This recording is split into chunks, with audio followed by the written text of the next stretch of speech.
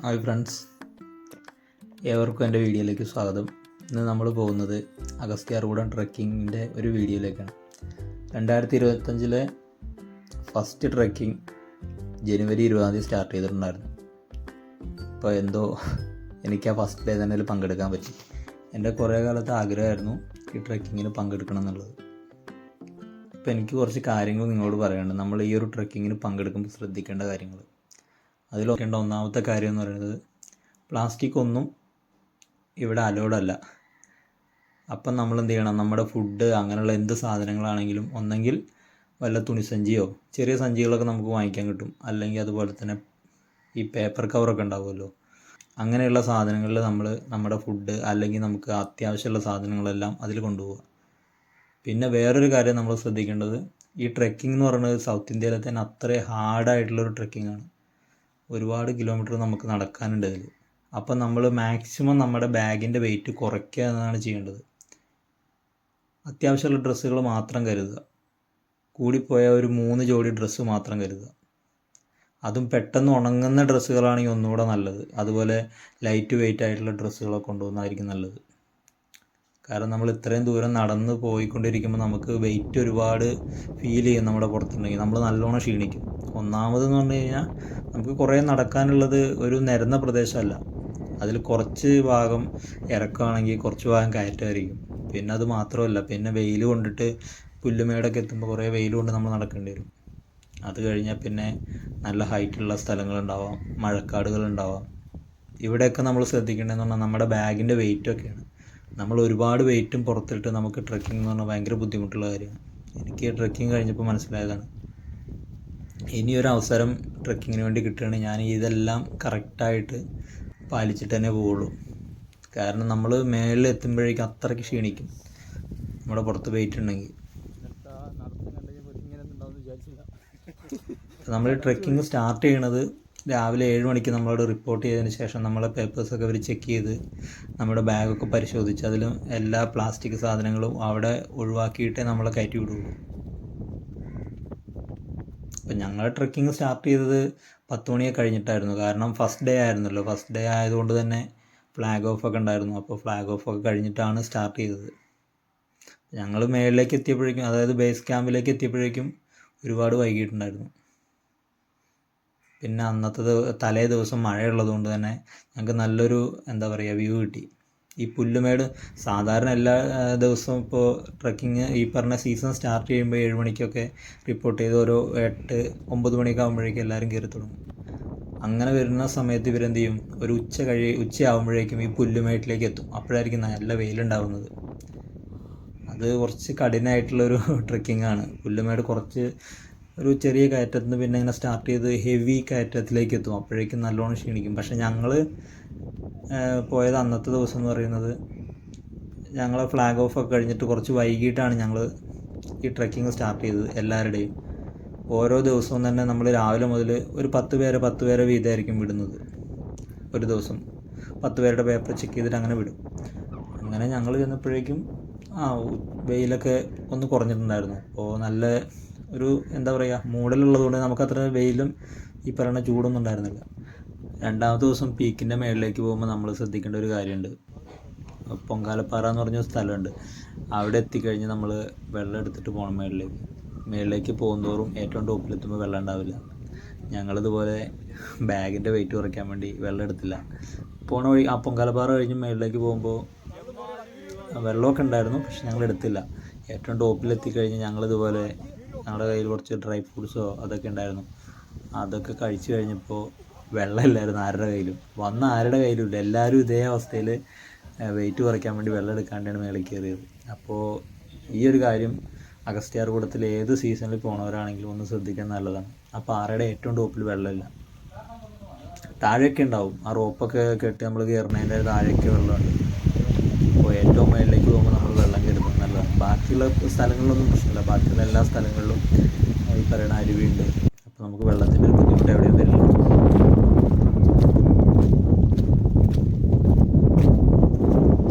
ആരോ കണ്ട് പോകുന്നു.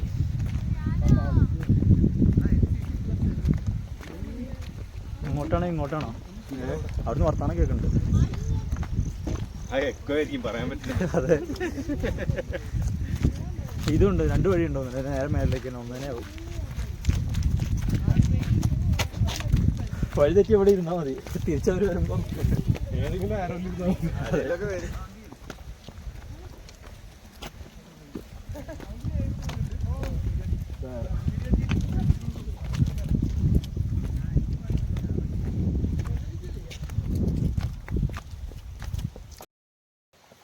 ഇതിന്റെ വലുത് മേളിലുണ്ട്.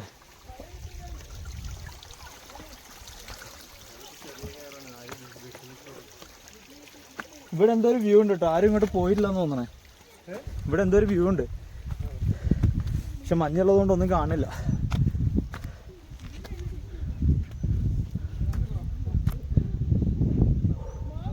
ഫുള്ള് മഞ്ഞാണ്,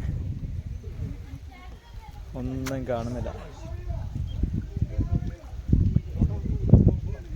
അത്യാവശ്യം നല്ല തണുപ്പുണ്ട്, മഞ്ഞുണ്ട്. ഫുള്ള് ചെറിയൊരു അരുവിയുണ്ട്, അരുവിയുടെ സൈഡ് മൊത്തം പാറക്കെട്ടാണ്. നമ്മൾ പാറക്കെട്ടിൻ്റെ മേളിലൂടെയാണ് മേലേക്ക് പോകണേ. ചുറ്റും നോക്കി കഴിഞ്ഞാൽ ഒന്നും കാണുന്നില്ല, ഫുള്ള് ഇതേപോലെ തന്നെ ചെറിയ ഹൈറ്റ് കുറഞ്ഞ മരങ്ങളാണ്. പക്ഷെ ഇവിടുത്തെ വ്യൂ ആണ് രക്ഷയില്ലാത്ത ഒരു പ്രത്യേക ഫീലാണ് ഇവിടെ വരുമ്പോൾ.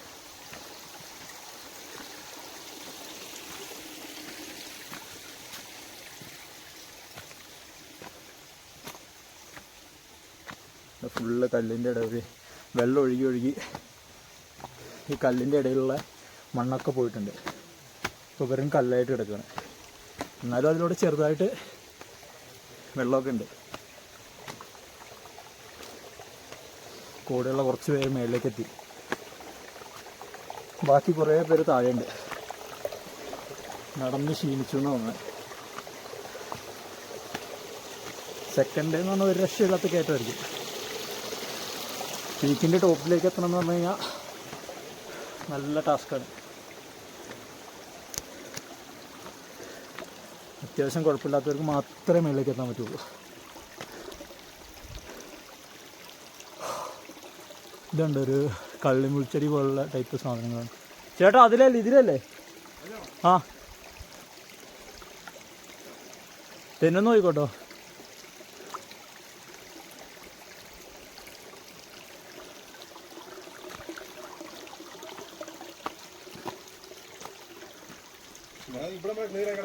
ആണോ? ഇതായിരുന്നു വഴി.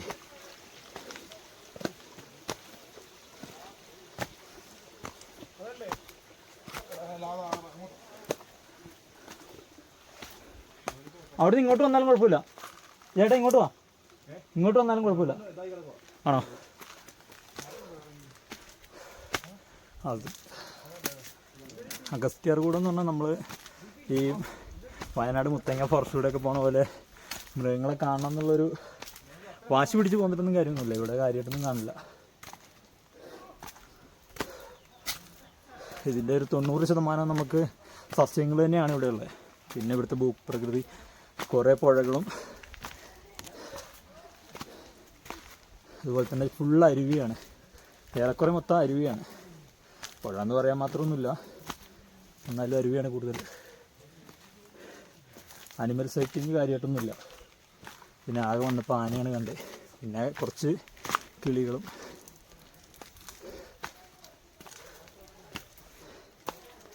കൂടെയുള്ളവരെ കുറച്ച് മേലിലേക്ക് എത്തി. ഞാൻ ഒറ്റയ്ക്കല്ല, ഒരു 10-50 മീറ്റർ പുറകിൽ വേറെ ആളുണ്ട്, മുൻപിലുണ്ട് അതുപോലെ കുറേ പേര്. ഞാൻ ഏറ്റവും ഫ്രണ്ടിലായിരുന്നു. പിന്നെ അവിടുന്ന് വീഡിയോ ഒക്കെ എടുക്കാൻ വേണ്ടി നിന്ന് കഴിഞ്ഞപ്പോൾ സ്ലോ ആയി. ഇനി അങ്ങോട്ട് മൊത്തം ചോലവനാണ്. ഹൈറ്റ് ഇല്ലാത്ത ഒരു 10-15 മീറ്ററിൽ താഴെയുള്ള മരങ്ങൾ മൊത്തം ഫുള്ള് പായലൊക്കെ കയറി കണ്ടോ. അടിപൊളി വ്യൂ ആണ്. മേളിലേക്കൊന്നും കാണൂല, താഴെ കൂടെ മാത്രം.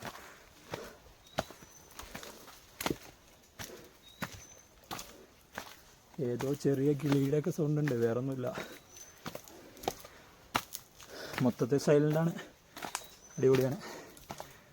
ഫുള്ള് ഇങ്ങനെയുള്ള വഴിയാണ്. മരങ്ങൾ മുഴുവൻ വെള്ളത്തിലിങ്ങനെ ഈർപ്പൊക്കെ ആയിട്ട്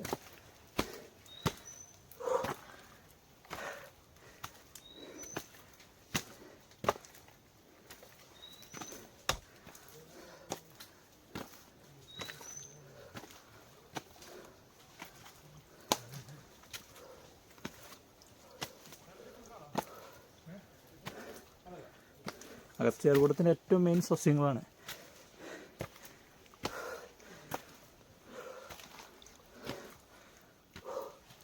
കുറേ ചെറിയ ചെടികൾ നിറച്ച് പൂക്കളുള്ള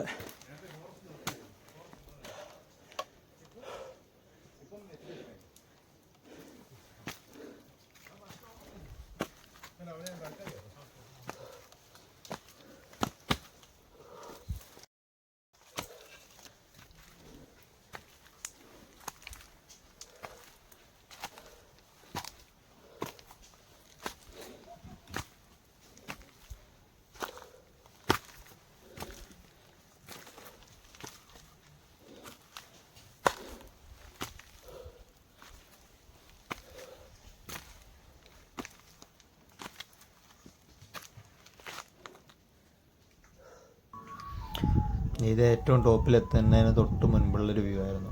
ഇവിടെ നിന്ന് നമുക്ക് ഏറെക്കുറെയൊക്കെ മലകൾ കാണാൻ പറ്റുമായിരുന്നു.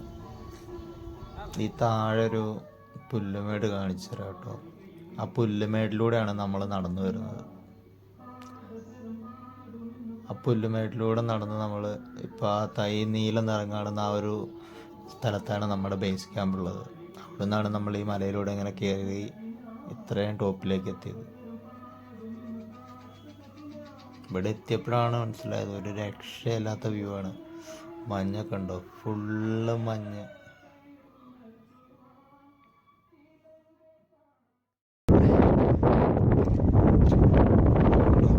വ്യൂ രക്ഷയില്ല. ഒരു ബേക്കിൻ്റെ താഴെ മൊത്തം ഫുള്ള് മഞ്ഞാണ്. തലേ ദിവസം മഴയൊക്കെ ഒന്ന് ചാറിയതുകൊണ്ട് അടിപൊളിയായിരുന്നു. അതുപോലെ കറക്റ്റായിട്ട് മഞ്ഞും അതുപോലെ നല്ല തെളിഞ്ഞ ആകാശം പോയില്ലായിരുന്നു.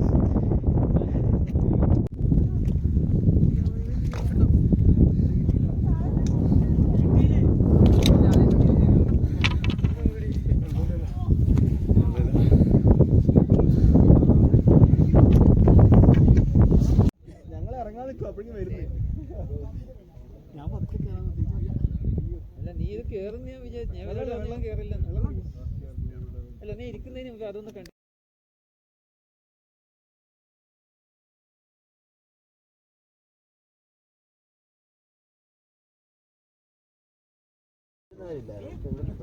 നമ്മള് പോപ്പഴേ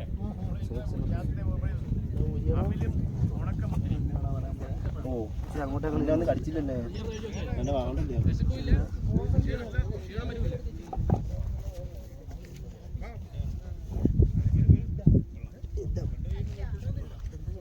നമ്മുടെ കൂട്ടത്തിൽ ആര് നമ്മളായത്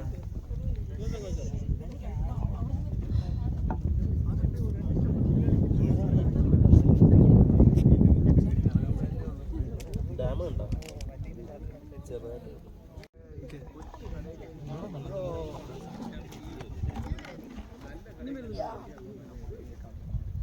കണ്ണൊക്കെ അടിച്ചു കൂട്ടും.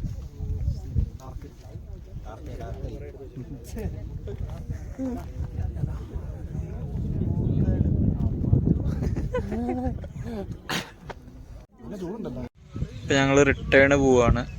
അഗസ്ത്യാർകൂടത്തിൻ്റെ മേലെ കയറിയിട്ട് ഇപ്പോൾ താഴേക്ക് ഇറങ്ങിക്കൊണ്ടിരിക്കുകയാണ്. ഇവിടെ ഒരു പാറയുടെ മേലെ കൂടെ ഇങ്ങനെ വെള്ളം നല്ല അടിപൊളിയായിട്ടൊരു വ്യൂ ഉണ്ട്. അതെ, കുറേ ആൾ ഇറങ്ങി തുടങ്ങി. ഇനി കുറച്ച് പേര് മാത്രമേ മേളിലുള്ളൂ എന്ന് പറയുമ്പോൾ ഏറ്റവും ടോപ്പിലല്ല. ഏറ്റവും ടോപ്പിൽ 12:30 ആകുമ്പോഴേക്കും എല്ലാവരും ഇറങ്ങും. പിന്നെ ഒരു പവർ ബാങ്ക് വരുന്നത് നല്ലതാണ്. കാരണം നമ്മൾ ഫോട്ടോ ഒക്കെ എടുത്ത് മേളിലേക്ക് എത്തുന്നതോറും നമ്മുടെ ഫോണിൻ്റെ ചാർജ് കുറയും. പിന്നെ നമുക്ക് പെട്ടെന്ന് എന്തെങ്കിലും ഒരു അത്യാവശ്യമൊക്കെ വരികയാണെങ്കിൽ പവർ ബാങ്ക് വരുന്നത് നല്ലതാണ്. പിന്നെ കിടക്കാൻ അവിടെ ബെഡ് ഓൾറെഡി ഉണ്ട്. എന്നാൽ പോലും നമുക്കൊരു സ്ലീപ്പിംഗ് ബാഗ് കൂടെ ഉണ്ടെങ്കിൽ ഒന്നുകൂടെ നല്ലതാണ്. ഇനി സ്ലീപ്പിംഗ് ബാഗ് ഇല്ലെങ്കിലും ഒരു നല്ല പുതപ്പാണെങ്കിലും കുഴപ്പമില്ല, സെറ്റർ കയ്യിലുണ്ടെങ്കിലും കുഴപ്പമില്ല. ഇതിലൊക്കെ ഉപരി നമ്മൾ മേളിലേക്ക് പോകുമ്പോൾ റെയിൻകോട്ട് കരുതുന്നത് നല്ലതാണ്. ഏത് സമയത്താണ് കാലാവസ്ഥ മാറുന്നതെന്ന് അറിയില്ല. കാരണം നല്ല ഹൈറ്റുള്ള ഈ പ്രാവശ്യം അങ്ങനെ ആർക്കും അങ്ങനെ കാര്യമായിട്ട് അട്ടയുടെ കടിയൊന്നും കിട്ടിയിട്ടില്ല എന്ന് തോന്നുന്നു. കുറച്ച് പേർക്ക് അട്ടയുടെ കടി കിട്ടിയിട്ടുണ്ട്.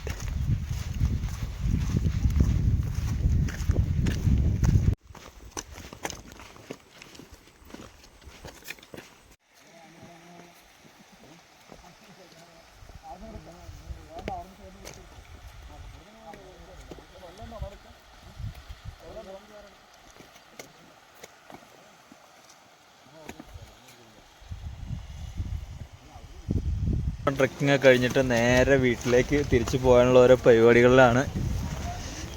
ഇപ്പം എന്തായാലും മഴയൊന്നുമില്ല, അടിപൊളിയാണ്. വന്ന ദിവസം അത്യാവശ്യം തണുപ്പൊക്കെ ഉണ്ടായിരുന്നു, ഇന്ന് അത്ര തോന്നണില്ല. വെയിലുള്ളതുകൊണ്ടായിരിക്കണം.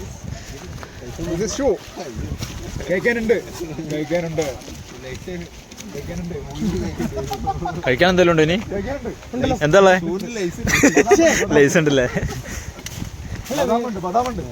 പിന്നെ നമ്മൾ ബേസ് ക്യാമ്പിൽ എത്തിയാൽ ശ്രദ്ധിക്കേണ്ട കാര്യങ്ങളെന്ന് പറയുന്നത് ഫുഡിൻ്റെ കാര്യമാണ്. ഫുഡ് എന്ന് പറയുന്നത് കുറച്ച് കോസ്റ്റ്ലിയാണ്. നമ്മുടെ കേരളത്തിലെ ഏറ്റവും വിലയുള്ള കഞ്ഞിയാണ് അവിടെ ഉള്ളത്, 175 രൂപ. അതിനൊരിക്കലും നമുക്കങ്ങനെ കുറ്റം പറയാനൊന്നും പറ്റില്ല, കഞ്ഞിക്ക് വില കൂടുതലാണെന്ന്. കാരണം അവിടെ എത്തിയതിന് ശേഷമാണ് ഞങ്ങൾക്ക് മനസ്സിലായത്. രാത്രി ഈ പറയുന്ന അവിടെയുള്ള ട്രൈബ്സിലുള്ള ആളുകളും അതുപോലെ തന്നെ അവിടെയുള്ള വാച്ചർമാർ അവരൊക്കെ ഈ ഫുഡിനുള്ള സാധനങ്ങളൊക്കെ തല ചുമടായിട്ട് കൊണ്ടുവന്നിട്ടാണ് ഓരോ ദിവസത്തേക്കുള്ള കഞ്ഞിക്കുള്ള സാധനങ്ങൾ അവർ തലയിൽ ഏറ്റിക്കൊണ്ട് വരികയാണ്. രാത്രിയൊക്കെ ആന ഉണ്ടാവാം. ഞങ്ങൾ ചെന്ന ദിവസം തന്നെ ആന ഉണ്ടായിരുന്നു അവിടെ, കുറച്ച് അപ്പുറത്തുണ്ടായിരുന്നു. അപ്പോൾ ഇവർ ആനേനെയൊക്കെ ഓടിച്ചിട്ടാണ് ഈ പറയണ അരിയാണെങ്കിലും അങ്ങനെയുള്ള സാധനങ്ങളൊക്കെ അത്രയും ദൂരത്തേക്ക് ഏറ്റിക്കൊണ്ട് വരുന്നത്. നമുക്ക് തന്നെ മനസ്സിലാവും, നമ്മുടെ ബാഗ് കയറ്റി നമ്മളവിടെ എത്തുമ്പോഴേക്കും നമ്മൾ ക്ഷീണിക്കും. അതേ സമയത്താണ് ഇവർ ഈ പറയുന്ന ഗ്യാസും കുറ്റിയും അരി ഇതൊക്കെ ഏറ്റിക്കൊണ്ട് വരുന്നത്. അപ്പോൾ പിന്നെ ആ ഒരു കഞ്ഞിയുടെ വില നമുക്ക് പറയാനൊരിക്കലും പറ്റില്ല. അവിടെ എത്താനുള്ള ഒരു റിസ്ക് ഉണ്ടല്ലോ, അത് ഭയങ്കരം തന്നെയാണ്. ഞങ്ങൾ പുല്ലുമേട്ടിലെത്തിയിരിക്കുകയാണ്. രാവിലെ ഇറങ്ങിയതുകൊണ്ട് വെയിലൊന്നുമില്ല. ഞങ്ങൾ കയറി വന്ന സമയത്ത് നല്ല വെയിലായിരുന്നു. ഇന്ന് ആകാശമൊക്കെ നല്ല ക്ലിയറാണ്. നമ്മൾ രാവിലെ തന്നെ ഇറങ്ങി പോരുവാണെങ്കിൽ നമുക്ക് വെയിലാവുന്നതിന് മുന്നേ താഴേക്ക് എത്താം. വെയിലായിക്കഴിഞ്ഞാൽ ഭയങ്കര ടാസ്ക്കാണ്. ഒരു 5-6 കിലോമീറ്റർ പുല്ലുമേട് തന്നെ ഉണ്ട്. വേറെ മരങ്ങളോ തണലൊന്നും ഉണ്ടാവില്ല, വെള്ളം ഉണ്ടാവില്ല.